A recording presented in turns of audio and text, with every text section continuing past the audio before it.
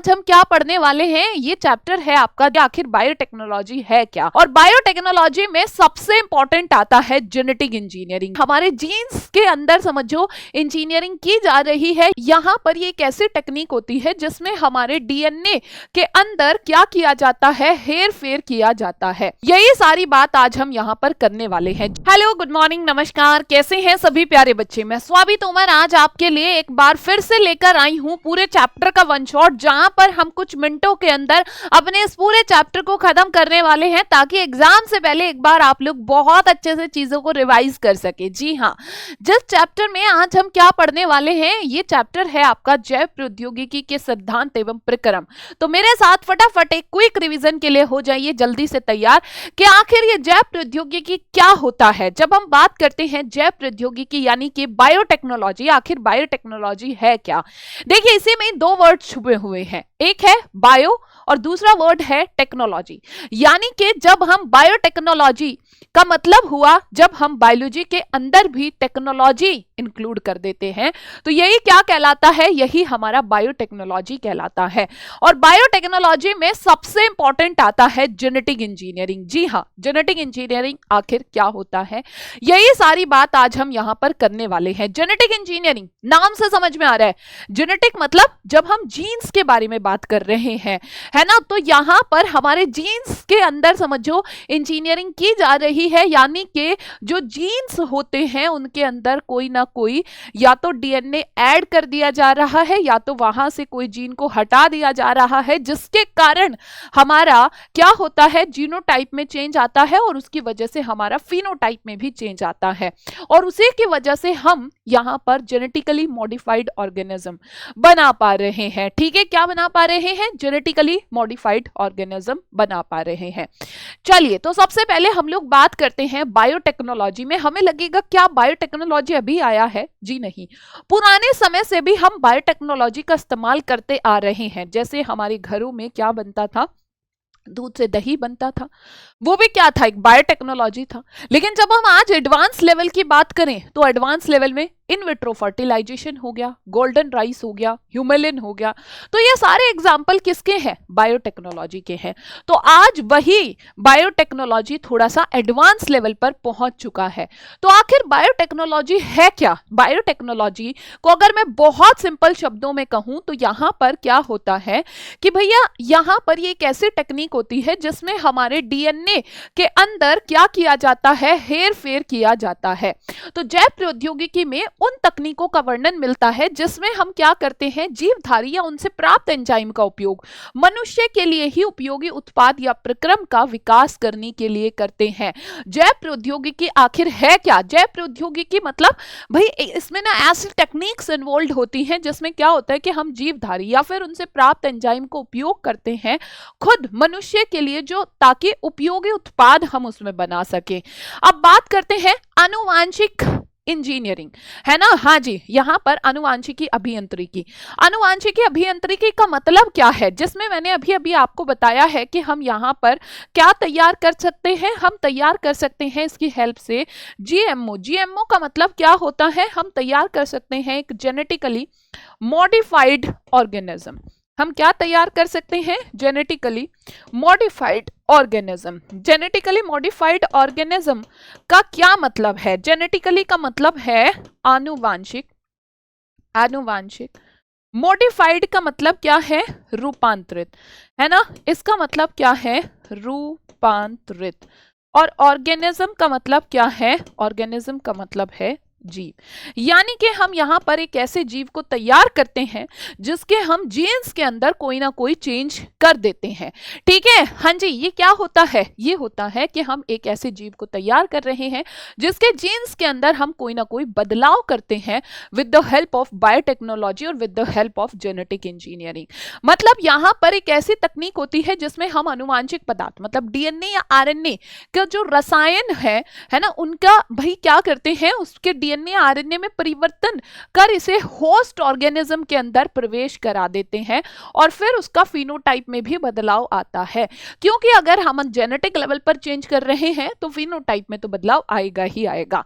भाई बायोटेक्नोलॉजी की मदद से जो है सबसे पहली बार रिकॉम्बिनेंट डीएनए बनाया गया, और सबसे पहली बार रिकॉम्बिनेंट डीएनए बनाने वाले साइंटिस्ट कौन थे? स्टैनले कोहेन और हर्बर्ट बोयर थे। इन्होंने सबसे पहली बार 1972 में एक प्रतिजैविक प्रतिरोधी जीन को साल्मोनेला टाइफी के प्लाज्मिड के साथ जोड़कर पहला रिकॉम्बिनेंट डीएनए बनाया था। और ये रिकॉम्बिनेंट डीएनए पर है क्या? सबसे बड़ा सवाल यही आता है कि आखिर ये रिकॉम्बिनेंट डीएनए क्या है ना? रिकॉम्बिनेंट नाम से ही समझ में आ रहा है, री मतलब दोबारा, कॉम्बिनेंट दूसरे के साथ जोड़कर, है ना। यहां पर हुआ क्या, जैसे फॉर एग्जांपल मान लीजिए कोई एक डीएनए है, कोई एक जीन है, और वो डिजायर्ड डीएनए या डिजायर्ड जीन है जो हम चाहते हैं, ठीक है। अब उसको क्या करते हैं, एक वाहक डीएनए के साथ जोड़ते हैं और उसके बाद उसे होस्ट के अंदर भेज देते हैं। मैं एक कहानी सुनाती हूं आपको, बस कहानी को एज्यूम करना है ना, रियल कहानी नहीं है। फॉर एग्जाम्पल ये एक बच्ची है, कौन है? चिंकी। चिंकी पढ़ने में बहुत होशियार है ना, और चिंकी बहुत होशियार है। हमारे पास हर एक कैरेक्टर के लिए कोई ना कोई जीन होता है। तो मान लीजिए वो होशियार है, उसके लिए उसके पास एक जीन है ना, उसके पास एक जीन है, और हम क्या चाहते हैं कि ये जो जीन है जिसकी वजह से चिंकी होशियार है, इसको बाकी दूसरे बच्चों के अंदर भी मान लो ट्रांसफर करना है ना। तो हमारा ये क्या हुआ? ये हुआ डिजायर्ड डीएनए। आई होप अब आप समझ पा रहे होंगे। ये कहानी पूरी वर्चुअल है, बस मैं आपको समझाना चाहती हूं कि डिजायर्ड डीएनए का मतलब क्या है। डिजायर्ड डीएनए का मतलब है जो हम चाहते हैं, है ना, जो हमें चाहिए, जो एक अच्छा जीन है ना। तो हमें क्या करना पड़ेगा? सबसे पहले चिंकी के डीएनए या चिंकी के जीन को निकालना पड़ेगा। उसके बाद इसको होस्ट ऑर्गेनिज्म के अंदर ऐसे नहीं पहुंचा सकते। इसको ट्रांसफर करने के लिए हमें किसी एक वाहक डीएनए की आवश्यकता होती है। वाहक डीएनए जैसे व्हीकल डीएनए होता है। व्हीकल जैसे बस में बैठ के हम कहीं जा रहे हैं, दोनों को साथ में जोड़ते हैं और व्हीकल डीएनए और हमारा वांछित डीएनए को एक साथ जोड़ के ही हमारा रिकॉम्बिनेंट डीएनए बनता है, और उसके बाद उसे होस्ट के अंदर ट्रांसफर करते हैं। तो ऐसा सबसे पहला आरडीएनए बनाने वाले स्टैनले कोहेन और हर्बर्ट बोयर नाम के साइंटिस्ट थे, जिन्होंने क्या किया था, इन्होंने एक बैक्टीरिया के अंदर से सबसे पहले क्या लिया? एक एंटीबायोटिक रेसिस्टेंट जीन लिया। एंटीबायोटिक रेसिस्टेंट जीन का मतलब है कि एक ऐसा जीन जिस पर एंटीबायोटिक का कोई प्रभाव नहीं पड़ता। एंटीबायोटिक मतलब दवाई, ठीक है। रेसिस्टेंट मतलब अपने आप को बचाने वाला जीन है। इसको क्या किया इन्होंने? साल्मोनेला टाइफी का प्लाज्मिड लिया, ठीक है। ये प्लाज्मिड हो गया, ये हमारा वांछित डीएनए हो गया। वांछित डीएनए और प्लाज्मिड दोनों को एक उससे काटा, ठीक है। काटने के लिए भी एक एंजाइम की आवश्यकता होती है, और वो एंजाइम कौन सा होता है? रिस्ट्रिक्शन एंडोन्यूक्लियस एंजाइम होता है, जिसको हम आणविक कैंची भी कहते हैं। दोनों को काटा, एक साथ जोड़ा। अब दो अलग अलग डीएनए को हमने एक साथ जोड़ा, इसी को हम आरडीएनए कहते हैं। आरडीएनए यानी कि रिकॉम्बिनेंट डीएनए। री मतलब दोबारा, कॉम्बिनेंट मतलब जोड़ने वाला, यानी कि एक ऐसा डीएनए जिसको हमने दोबारा किसी और के साथ जोड़ा, और फिर इसके बाद हमने इसको होस्ट यानी कि ई कोलाई के अंदर ट्रांसफर कर दिया प्रतिजैविक प्रतिरोधी जीन के साथ। अब हम आगे की तरफ चलते हैं कि हमें जो ये रिकॉम्बिनेंट डीएनए बनाना है, इस पूरे चैप्टर के अंदर हम एक्चुअल में यही पढ़ते हैं कि रिकॉम्बिनेंट डीएनए बनाने के लिए हमें किस किस चीज की आवश्यकता होती है। तो यहां पर हमें जरूरत होती है कुछ एंजाइम्स की, एक संवाहक यानी प्लाज्मिड डीएनए की, एक वांछित डीएनए की, और परपोषी कोशिका जिसके अंदर हमें उसे ट्रांसफर करना है। ये जो एंजाइम्स होते हैं, कौन कौन से एंजाइम्स होते हैं, इसमें सबसे पहले अगर मैं बात करूं तो यहाँ पर एक लयनकारी एंजाइम होता है। लयनकारी एंजाइम का मतलब क्या है? आपको पता है कि जो डीएनए है, डीएनए कहां पर बंद होता है? कोशिका के अंदर बंद होता है। तो कोशिका हमारी, जहां से हमें इस वांछित डीएनए को निकालना है, वो कोशिका हमारी कौन सी है? अब ये कोशिका के ऊपर डिपेंड करता है, हम उसी टाइप का एंजाइम यहाँ पर यूज करते हैं। फॉर एग्जाम्पल अगर हमारे पास जीवाणु कोशिका है तो हम लाइसोजाइम एंजाइम का यूज करते हैं। पादप कोशिका है तो सेल्यूलेज एंजाइम का यूज करते हैं, क्योंकि पादप कोशिका की कोशिका भित्ति सेलुलोज से बनी होती है। अगर हमारी कवक कोशिका है तो हम काइटिनेज एंजाइम का यूज करते हैं। फिर आता है हमारा विदलन एंजाइम। विदलन यानी कि जो डीएनए को काटने का काम करता है। अब हम बात करते हैं, ये दो प्रकार के एंजाइम्स होते हैं। एक होता है एक्सोन्यूक्लियस। एक्सोन्यूक्लियस जो डीएनए को उसके सिरों से काटता है, और एंडोन्यूक्लियस जो डीएनए को एक स्पेसिफिक पोजीशन से काटता है। यहां से बहुत सारे क्वेश्चन आते हैं। एंडोन्यूक्लियस का एग्जांपल है रेस्ट्रिक्शन एंडोन्यूक्लियस या फिर प्रतिबंधन एंडोन्यूक्लियस, जो इसको इसके एक विशिष्ट स्थल से काटता है, और वो विशिष्ट स्थल या विशिष्ट अनुक्रम क्या कहलाता है, वो कहलाता है पैलिंड्रोमिक सीक्वेंस। ठीक है, तो ये जहां से इसको काटता है वो क्या कहलाता है, उसका पैलिंड्रोमिक सीक्वेंस। पैलिंड्रोमिक सीक्वेंस क्या होता है, जिसको हम कहीं से भी पढ़ें तो वो हमेशा पढ़ने पर सेम ही होता है, वो पढ़ने पर हमेशा सेम ही होता है। ये रेस्ट्रिक्शन एंडोन्यूक्लियस को हम आणविक कैंची भी कहते हैं, क्योंकि ये डीएनए को काटने का काम कर रहा है।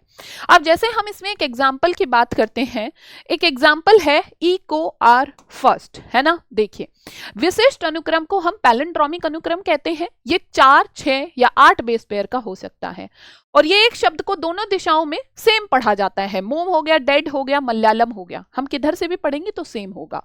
ठीक है, EcoR फर्स्ट एक सीक्वेंस को, ये एक रेस्ट्रिक्शन एंडोन्यूक्लियस एंजाइम है जो कौन से सीक्वेंस को पहचानता है, GAATTC, है ना। जी इधर भी देखिए, CTTAAG, तो ये वाला हमारा क्या कहलाता है, पैलिंड्रोमिक अनुक्रम कहलाता है। रेस्ट्रिक्शन एंजाइम जो कहाँ मिलता है, जो स्पेशली जीवाणु के अंदर मिलता है, और ये क्या करता है, जीवाणु को रक्षा प्रणाली का ये हिस्सा है। क्यों? क्योंकि जो बैक्टीरिया होते हैं, बैक्टीरिया को इन्फेक्ट करता है एक वायरस, और कौन सा वायरस होता है, वो बैक्टीरियोफाज, यानी कि जीवाणु भोजी। तो ये रेस्ट्रिक्शन एंडोन्यूक्लियस जीवाणु को विषाणु के खिलाफ सुरक्षा प्रदान करने का काम करता है।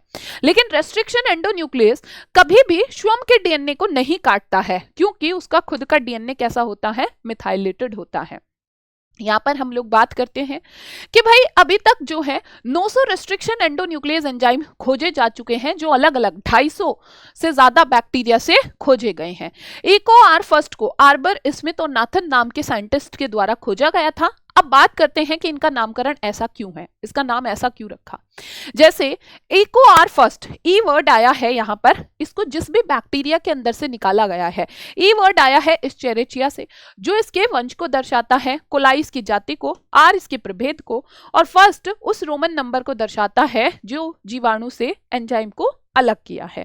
ऐसे ही हाइंड सेकंड सबसे पहला रेस्ट्रिक्शन एंडोन्यूक्लियस एंजाइम है जिसको खोजा गया था, और यहां पर भी H वर्ड आया है हीमोफिलस और IN वर्ड आया है इन्फ्लुएंजी से।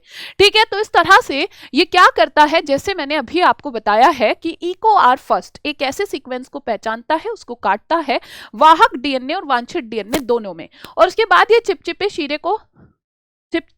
शीरे पैदा करता है। फिर यहाँ पर दोनों चिपचिपे शीरे एक दूसरे के साथ जुड़ जाते हैं और हमारा रिकॉम्बिनेंट डीएनए बन जाता है। अब हम बात करते हैं हमने क्या किया, सबसे पहले बाहरी डीएनए या फिर हमने वांछित डीएनए लिया, हमने वाहक डीएनए लिया, दोनों को रेस्ट्रिक्शन एंडोन्यूक्लियस से काटा, दोनों को एक साथ जोड़ा लाइगेज एंजाइम के द्वारा, और उसके बाद हमने इनको होस्ट सेल के अंदर ट्रांसफर कर दिया है। अब बात करते हैं कि इस पूरी प्रक्रिया के दौरान हमें वाहक डीएनए की भी आवश्यकता है। तो ये वाहक डीएनए क्या होता है, वाहक डीएनए की मैं बात करूं तो वाहक डीएनए एक्चुअल में जो काम करता है वो प्लाज्मिड मिलता है किसके अंदर, बैक्टीरिया के अंदर। बैक्टीरिया के अंदर ये एक तरह का एक्स्ट्रा क्रोमोसोमल डीएनए होता है, ठीक है। लेकिन बाद में जो हमारा क्लोनिंग वेक्टर है उनको लैब में भी बनाया गया है। अब बात करते हैं तो ये वाहक डीएनए क्या काम करता है। आपको पता है हमारे पास ये वाहक डीएनए है, तो वाहक डीएनए अपने साथ वांछित डीएनए को जोड़ करके होस्ट सेल के अंदर पहुंचाने का काम करता है। पर वाहक डीएनए की अपनी खुद की भी कुछ प्रॉपर्टीज होनी चाहिए। अब वाहक डीएनए की प्रॉपर्टीज क्या क्या हो सकती हैं, एक तो इसके पास क्या हो, ओराई हो। ओराई मतलब ताकि वहां पर रेप्लिकेशन कर सके वो होस्ट सेल के अंदर जाने के बाद। दूसरा उसके पास क्या होना चाहिए, उसके पास सेलेक्टेबल मार्कर होने चाहिए, तभी तो हम जो पुनर्योगज या अपुनर्योगज कोशिकाएं हैं उनको अलग कर पाएंगे। तो इसमें जनरली दो सेलेक्टेबल मार्कर होते हैं, एक एम्पिसिलिन रेसिस्टेंट और दूसरा हमारे पास टेट्रासाइक्लिन रेसिस्टेंट। तो वाहक डीएनए के पास 3 इंपॉर्टेंट लक्षण होना जरूरी है। पहला ओराई है, दूसरा चयनात्मक मार्कर यानी कि एम्पिसिलिन रेसिस्टेंट और टेट्रासाइक्लिन रेसिस्टेंट। इसी के आधार पर हम क्या करते हैं, इनका नाम ही चयनात्मक मार्कर है, यानी कि चयन करते हैं कौन सी कोशिका हमारी जो है ट्रांसफॉर्मेंट है, कौन सी नॉन ट्रांसफॉर्मेंट है, कौन सी हमारी पुनर्योगज है, कौन सी अपुनर्योगज है। और साथ में इसमें क्लोनिंग स्थल भी बहुत जरूरी होता है, क्योंकि क्लोनिंग स्थल ही वो जगह है जहां पर हम इसको काटते हैं। कैसे भाई, कौन से एंजाइम के द्वारा? जहां पर इसको रेस्ट्रिक्शन एंडोन्यूक्लियस एंजाइम से काटा जाता है, ठीक है, वो आपका क्लोनिंग स्थल कहलाता है। ठीक है, कुछ इंपॉर्टेंट वाहक कौन कौन से हैं? जैसे अगर बात करूं प्लाज्मिड, प्लाज्मिड जो बैक्टीरिया के अंदर भी मिलता है, ठीक है। हाँ जी, अब बात करते हैं एग्रोबैक्टीरियम ट्यूमिफेशियंस, एक बैक्टीरिया होता है, उसके पास टीआई प्लाज्मिड मिलता है और इसको प्लांट्स के अंदर जीन स्थानांतरण के लिए यूज किया जाता है। प्लाज्मिड को बैक्टीरिया के अंदर जीन स्थानांतरण के लिए यूज किया जाता है, ठीक है। ऐसे ही और भी कुछ जो है यहाँ पर प्लाज्मिड होते हैं, जैसे बैक, यैक, कॉस्मिड, बैक्टीरियोफाज, ठीक है। इन सबको हम लोग वाहक डीएनए के तौर पर यूज करते हैं। अब बात करते हैं कि हमारे पास यहाँ पर जो क्या है, जो हमारे पास चयनात्मक मार्कर है, ये चयनात्मक मार्कर हमें किस तरह से हेल्प करते हैं, ठीक है। चयनात्मक मार्कर किस तरह से हमें हेल्प करते हैं ट्रांसफॉर्मेंट और नॉन ट्रांसफॉर्मेंट को अलग करने में। तो चलिए एक बार देख लेते हैं। जब हम यहाँ पर बात करते हैं कि रियल लाइफ की बात अगर की जाए, तो रियल लाइफ में हमेशा ऐसा नहीं होता है कि भैया हमारा रिकॉम्बिनेंट डीएनए बनेगा ही, और अगर वो रिकॉम्बिनेंट डीएनए बना है तो वो अपने होस्ट सेल के अंदर ट्रांसफर होगा ही, क्योंकि ये सारी चीजें लैब के अंदर परफॉर्म होती हैं, और जब हम रियल लाइफ के बारे में सोचते हैं तो ऐसा जरूरी नहीं होता। तो यहाँ पर क्या होता है, मान लीजिए हमने क्या किया, वांछित डीएनए लिया, वाहक डीएनए लिया, दोनों को रेस्ट्रिक्शन एंडोन्यूक्लियस से काटा, काटने के बाद हमने यहाँ पर जोड़ दिया, तो हमारा यहाँ पर क्या बना है, आरडीएनए बन गया है। जब हमारा यहाँ पर आरडीएनए बना है, तो ये आरडीएनए को हमने कहाँ ट्रांसफर किया है, होस्ट सेल, परपोषी कोशिका के अंदर ट्रांसफर किया है। अगर ये इसके अंदर ट्रांसफर हो जाता है तो तब हमारी ये सेल क्या कहलाती है, ट्रांसफॉर्मेंट सेल कहलाती है, यानी कि रूपांतरज कोशिका कहलाती है। और दूसरी कंडीशन हो सकती है कि हमारा वांछित डीएनए है, वाहक डीएनए है, दोनों को जोड़ा तो हमारे पास आरडीएनए बन गया। लेकिन ऐसा भी हो सकता है कि इसके अंदर ट्रांसफर नहीं हुआ है, और अगर इसके अंदर ये ट्रांसफर नहीं होता तो तब हम इसको नॉन ट्रांसफॉर्मेंट सेल कहते हैं, यानी कि अरूपांतरज कोशिका कहते हैं।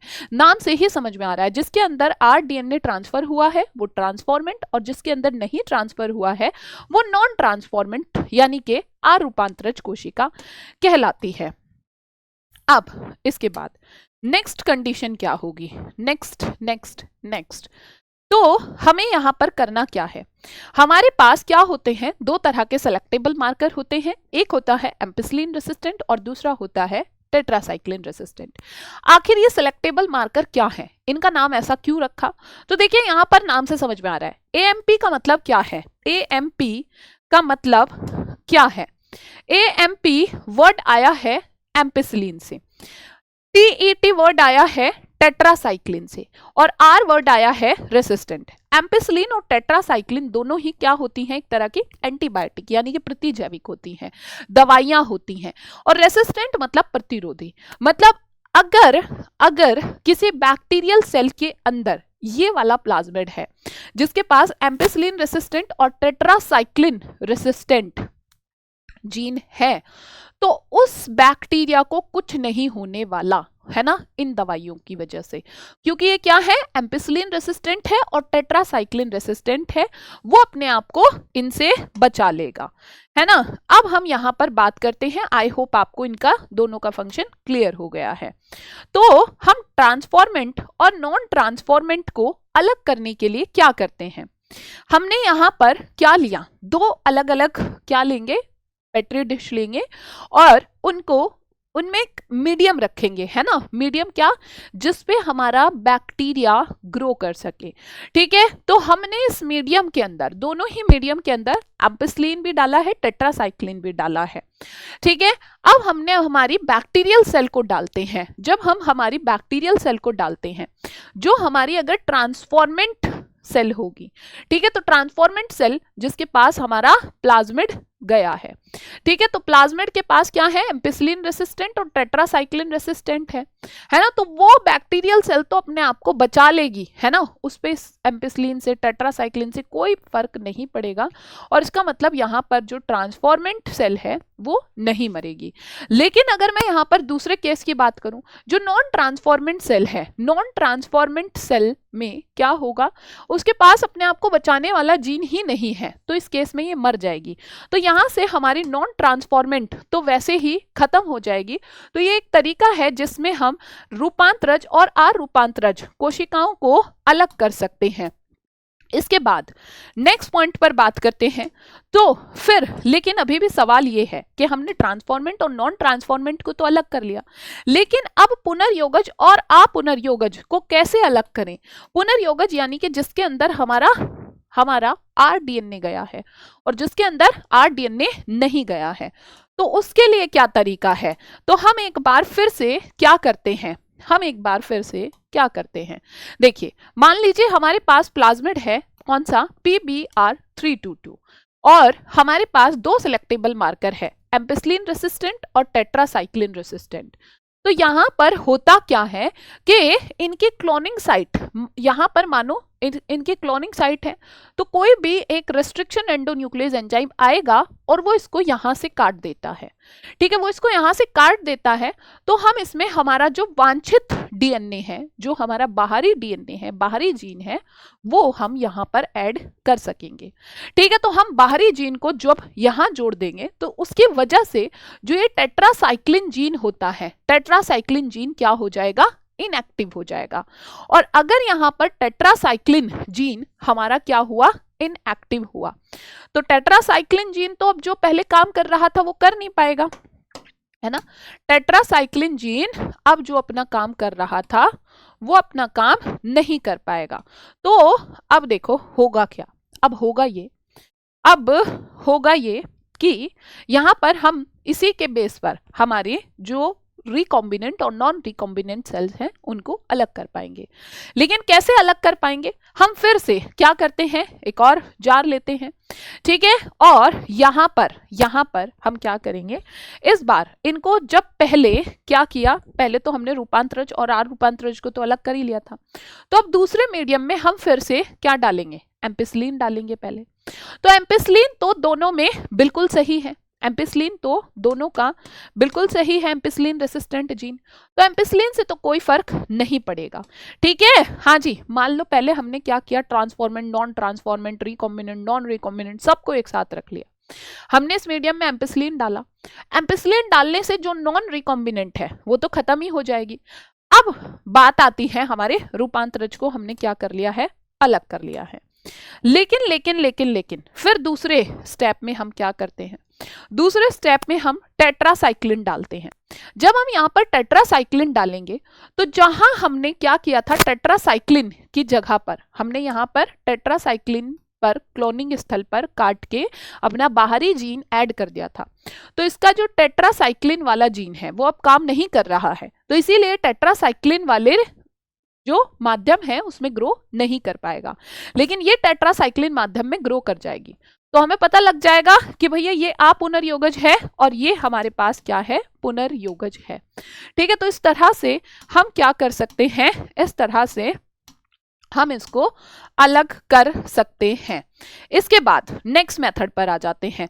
ठीक है, एक और हमारे पास प्लाज्मिड होता है, कौन सा है? PUC18, है ना। PUC18 में क्या होता है? PUC18 में भी हमारे पास क्या होता है? एम्पिसिलिन रेसिस्टेंट होता है। PUC18 की बात करते हैं, है ना। PUC18 इसका स्ट्रक्चर देखें तो इसके पास भी ओराई होता है, सिलेक्टेबल मार्कर में एम्पिसिलिन रेसिस्टेंट होता है, और इसके पास एक लेक-जेड जीन होता है, और इसके सारे क्लोनिंग स्थल यहीं पर होते हैं। ठीक है, तो ये लेक-जेड जीन क्या काम करता है? ये बीटा गैलेक्टोसाइडेज एंजाइम बनाता है, जो क्या करता है? लैक्टोज को किसमें? ग्लूकोज और गैलेक्टोज में तोड़ने का काम करता है। ये हम ऑलरेडी पहले ही पढ़ चुके हैं।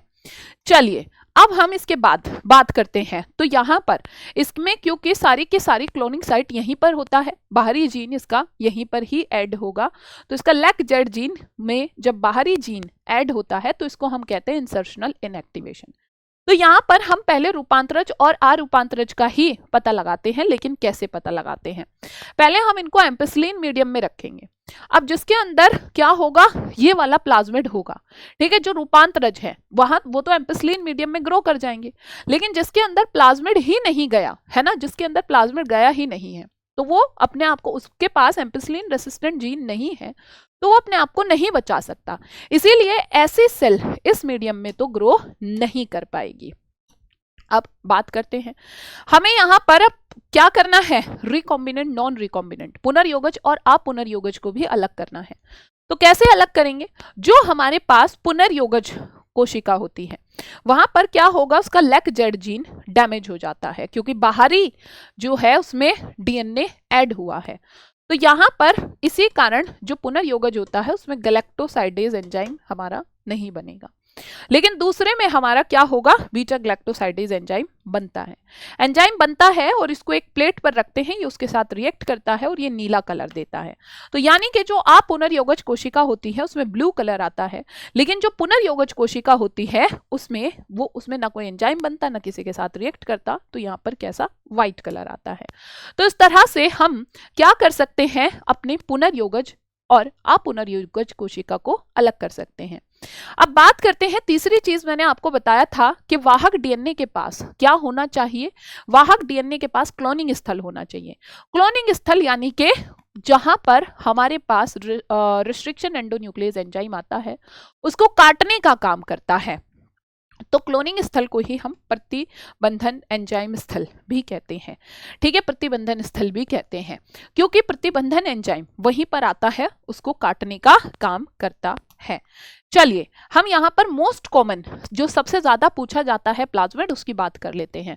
कौन सा प्लाज्मिड है, PBr322। उसके पास क्या होता है, इसके पास एक तो ओराई होता है, ओराई जहां पर क्या है, जहां से रेप्लिकेशन शुरू होगा। दूसरा उसके पास सिलेक्टेबल मार्कर होते हैं, सिलेक्टेबल मार्कर में क्या होता है, एम्पिसिलिन रेसिस्टेंट, टेट्रासाइक्लिन रेसिस्टेंट। दूसरा इसमें और क्या होता है, दूसरा इसमें बहुत सारे क्लोनिंग स्थल होते हैं। क्लोनिंग स्थल कौन कौन से होते हैं, एम्पिसिलिन रेसिस्टेंट वाले जीन पर भी PST first, PVU first, EcoR first, क्ला फर्स्ट, हाइंड थर्ड, बाम H फर्स्ट, साल फर्स्ट, PVU सेकेंड। तो ये सारे के सारे इसके पास क्या हैं, ये सारे के सारे रेस्ट्रिक्शन एंडोन्यूक्लियस एंजाइम आ सकते हैं, अपने अपने इस पर इनको कट कर सकते हैं। तो ये सारी क्लोनिंग साइट है इस पर। अब इसके बाद हमें जरूरत होती है किसकी, पैसेंजर डीएनए, यात्री डीएनए, वाहक डीएनए, जिसको हमें इसके साथ जोड़ करके स्थानांतरित करना है और परपोषी कोशिका जहां पर हमें इसे स्थानांतरित करना है। ठीक है, ये है हमारा पैसेंजर डीएनए यानी कि जो बाहरी डीएनए है जिसको वाहक डीएनए के साथ जोड़ा था। उसके बाद इसे होस्ट सेल में ट्रांसफर कर सकते हैं। होस्ट सेल के तौर पर हम किसे ले सकते हैं, बैक्टीरियल सेल को, ईस्ट सेल को या किसी भी एनिमल सेल को ले सकते हैं। अब हम यहाँ पर बात करते हैं कि जो हमें पुनर्योगज डीएनए तकनीक में कौन कौन से स्टेप्स इन्वॉल्व होते हैं। जो अभी तक पूरी कहानी पढ़ी है उसका एक बार फटाफट से रिव्यू कर लेते हैं कि हमने क्या क्या पढ़ा है, इसमें कौन कौन से स्टेप्स इन्वॉल्व हैं। आपको पता है सबसे पहले हम लोग क्या करते हैं, रिकॉम्बिनेंट डीएनए बनाने के लिए हमारी सेल है, सेल के अंदर हमारा डीएनए है, तो हमें इसको पहले इसमें से डीएनए को बाहर निकालना पड़ेगा। तो यहाँ पर हम लयनकारी एंजाइम, अगर जीवाणु कोशिका है लाइसोजाइम एंजाइम यूज करते हैं, अगर हमारे पास क्या है भैया प्लांट सेल है तो सेल्यूलोज एंजाइम यूज करते हैं, कवक कोशिका है तो काइटिनेज एंजाइम यूज करते हैं। साथ में सेल के पास सिर्फ डीएनए ही नहीं होता, आरएनए वगैरह भी होता है, तो उसके लिए हम राइबोन्यूक्लियस एंजाइम यूज करते हैं। प्रोटीन के लिए हम प्रोटीएज एंजाइम यूज करते हैं प्रोटीन को डाइजेस्ट करने के लिए। उसके बाद उस पर चिल्ड इथेनॉल डाल देते हैं, फिर हमारा जो डीएनए है वो अवक्षेपित हो जाता है। इसके बाद हम लोग बात करते हैं, फिर हमारा जब डीएनए हमें मिल जाता है तो हमें उस डीएनए को विशिष्ट स्थल से काटना होता है with the help of restriction endonuclease enzyme, क्योंकि हमें हमारा जो डीएनए है उसके बहुत सारे टुकड़े मिलते हैं, है ना, बहुत सारे टुकड़े मिलते हैं और उन टुकड़ों को हम अलग करते हैं कैसे, जेल इलेक्ट्रोफोरेसिस के द्वारा। तो हम डीएनए खंडों को अलग करते हैं, हम कैसे अलग करते हैं, जेल इलेक्ट्रोफोरेसिस के लिए हम एक ट्रे लेते हैं, उस ट्रे के अंदर एक जेल भरा होता है, एगारोस जेल होता है, और हम यहाँ पर एक कॉम्ब लाइक स्ट्रक्चर लगा देते हैं जिसके कारण इसमें वेल्स यानी कि खाने बन जाते हैं। वहां पर हम हमारा डीएनए सैंपल को लोड करते हैं जिस पर नेगेटिव चार्ज होता है, दूसरी तरफ पॉजिटिव चार्ज होता है। तो डीएनए पर नेगेटिव चार्ज होता है, इसी वजह से डीएनए पॉजिटिव चार्ज की तरफ मूव करना शुरू कर देता है। ठीक है, अब नेक्स्ट क्या होता है, तो इस तरह से हम हमारे डीएनए को अलग कर लेते हैं, ठीक है। फिर उसके लिए लेकिन हमें यहाँ पर डीएनए तभी दिखाई देगा, पहले हमें उसे डाई से अभिरंजित करना पड़ेगा। डाई कौन सी होती है? इथेरियम ब्रोमाइड नाम की डाई होती है, और इसको हम यूवी लाइट में देखते हैं जहां पर हमें चमकीले नारंगी रंग की पट्टी उसमें दिखाई देती है। तो हम जेल को काट करके डीएनए को बाहर निकाल लेते हैं, और ये प्रक्रिया हमारी क्या कहलाती है? छालन कहलाती है। उसके बाद हम हमारे डीएनए का पीसीआर करते हैं। Again PCR is very important and very very very important. PCR को सबसे पहली बार परफॉर्म किया था किसने? कैरी म्यूलिस ने किया था। पीसीआर को परफॉर्म करने के लिए हमें प्राइमर की आवश्यकता होती है, डीएनए पॉलीमरेज यानी कि टैग पॉलीमरेज की जरूरत होती है। पीसीआर क्या होता है? जिसमें हम डीएनए का एम्प्लीफिकेशन करते हैं, सिंपल शब्दों में कहूं तो डीएनए की कॉपी करते हैं। पीसीआर का 3 स्टेप्स होते हैं। एक होता है निष्क्रियकरण, ठीक है, अलग अलग टेम्परेचर में बहुत जरूरी है यहाँ पर, है ना। निष्क्रियकरण जब हम टेम्परेचर बहुत हाई करते हैं यानी कि 94 डिग्री सेल्सियस, जिसके कारण हमारे डीएनए के दोनों स्ट्रैंड्स अलग हो जाते हैं। तापानुशीलन 54 डिग्री सेल्सियस पर होता है, मतलब हम उसमें प्राइमर ऐड कर देते हैं, और फिर उसके बाद टैग पॉलीमरेज नाम का एंजाइम आता है जो उसको आगे की तरफ बढ़ाता जाता है। इस प्रक्रिया को हम प्रसार कहते हैं। तो फर्स्ट स्टेप डीनेचुरेशन, टेम्परेचर इतना हाई किया कि हमारे डीएनए के दोनों स्ट्रैंड्स अलग हो गए। एनेलिंग, हमने इसके 3 प्राइम एंड पर प्राइमर को ऐड कर दिया है। फिर प्रसार, टैग पॉलीमरेज एंजाइम आता है, वो इसको आगे की तरफ बढ़ाता चला जाता है। टैग पॉलीमरेज एंजाइम को कौन से बैक्टीरिया से एक्सट्रैक्ट किया गया है? थर्मस एक्विटिकस नाम का एक बैक्टीरिया होता है। बात करते हैं इसके बाद फिर हम हमारा वाहक डीएनए लेते हैं। वाहक डीएनए वांछित डीएनए के साथ ऐड करके हम हमारा पुनर्योगज डीएनए बना देते हैं। फिर हमारा जब पुनर्योगज डीएनए बन जाता है तो उस पुनर्योगज डीएनए को अब होस्ट सेल के अंदर पहुंचाना है, पर होस्ट सेल के अंदर पहुंचाना भी इतना ईजी नहीं होता है। इसको अलग अलग मेथड्स के द्वारा होस्ट सेल के अंदर पहुंचाया जाता है, और यहां से भी कई बार क्वेश्चन आ चुका है। तो इसमें एक मेथड है हीट शॉक मेथड, है ना। देखिए ये बैक्टीरियल सेल है, बैक्टीरियल सेल का जो ये बाहर वाली जो झिल्ली है ये कैसी होती है? हाइड्रोफिलिक होती है, सॉरी हाइड्रोफोबिक होती है, और डीएनए कैसा? हाइड्रोफिलिक होता है। तो ये अंदर कैसे जाएगा? इसके लिए हम सबसे पहले क्या करते हैं? जीवाणु कोशिका को सक्षम बनाते हैं। कैसे? एक डाइवेलेंट कैटायन के साथ इसको संसाधित करते हैं और इसको हीट शॉक देते हैं। यानी कि पहले हम हमारी बैक्टीरियल सेल को कहाँ रखते हैं? आइस पर रखते हैं, फिर मेरे बच्चों 42 डिग्री सेल्सियस पर रखते हैं, फिर बेटा जी फिर से आइस पर रखते हैं, ठीक है। और ऐसे ही तो ये हमारा जो है उसके अंदर क्या हो जाते हैं? टेम्परेरी पोर्स हो जाते हैं बैक्टीरियल सेल के अंदर, जिसकी वजह से हम हमारा आरडीएनए अंदर भेज सकते हैं। फिर बात करते हैं पादप कोशिका में। पादप कोशिका के अंदर कौन क्या यूज करते हैं? हम टी.आई. प्लाज्मिड को यूज करते हैं। जंतु कोशिकाओं में अगर ट्रांसफर करना है तो हम रेट्रोवायरस को यूज करते हैं। हालांकि रेट्रोवायरस कैंसर कोजिंग होता है, पर इसको अहानिकारक बना के तब यूज करते हैं। और भी बहुत सारी विधि हैं ट्रांसफर करने के लिए। इलेक्ट्रोपोरेशन, इलेक्ट्रिसिटी के कारण इसमें क्या हो जाते हैं? पोर्स हो जाते हैं बैक्टीरियल सेल में, जिसकी वजह से हमारा जो डीएनए है वो अंदर जा सकता है, ठीक है। प्लाज्मा झिल्ली में अस्थायी छिद्र बनाए जाते हैं।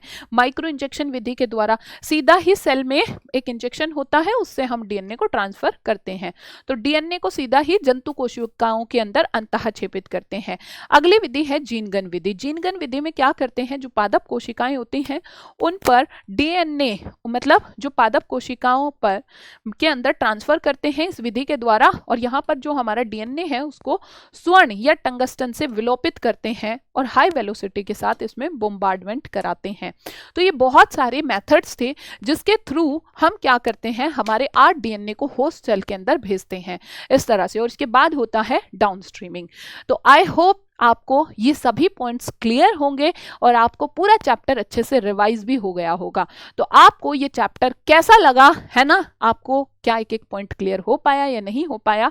आपको मुझे कमेंट सेक्शन में ज़रूर बताना है, और अगर ये अच्छा लगा है तो लाइक और शेयर ज़रूर करना है। ऐसे ही बेहतरीन से सेशन में फिर से मिलेंगे, तब तक के लिए बाय बाय एवरीवन।